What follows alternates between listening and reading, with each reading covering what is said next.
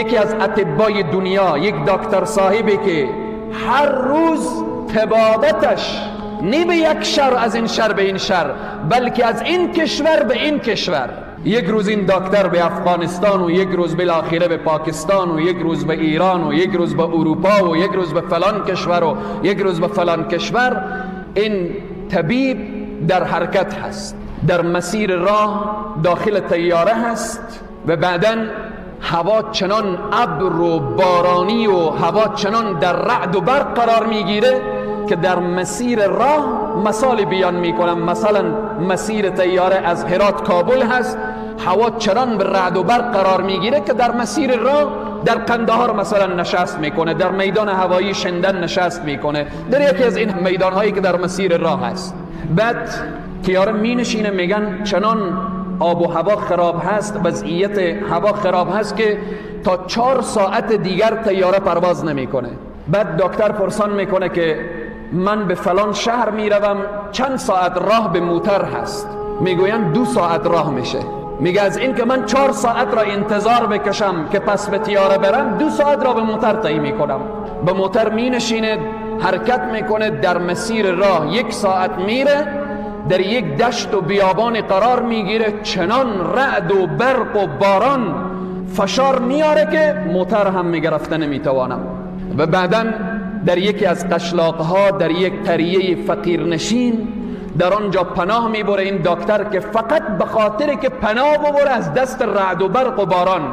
داخل یک خانه میشه، میبینه یک مادر پیرزال نشسته هست رو به طرف قبله و دست به دعا هست و بعداً یک فرزند مریضی در کنج خانه افتاده هست. سلام مادر، حال شما خوبه؟ الحمدلله. و بعداً پرسان میکنه این طفل از کی هست؟ گفت این نواسه من هست، این فلان مریضی را داره. تمام اطبایی که در این اطراف ما هستن ما را جواب دادن، فقط برای من گفتن که تو میتوانید، یک دکتریه که یک روز به اروپا هست، یک روز به آسیا هست، یک روز به آفریقا، اگر میتوانید نواسه خود را با این طبیب برسانید این مشکلش حل میشه، اگر نتوانید این از بین میره. من نگاه کردم، نه سرمایه دارم، نه وسیله دارم، نه کسی را میشناسم. از علما شنیدم که حل مشکلات استغفار هست. کنج این خانه نشستم و فقط استغفر الله میگویم. طبیب به گریه می شود که مادر استغفار را بس کن که زمین و آسمان و رعد و برق همه به فریاد آمدن. استغفار تو طیاره را از آسمان پایین کرد، استغفار تو موتر را به این دشت و بیابان ساکت کرد، استغفار تو همه بالاخره تقسیم اوقات ما را به هم زده. من همون طبیبم که در خدمت تو آمدم.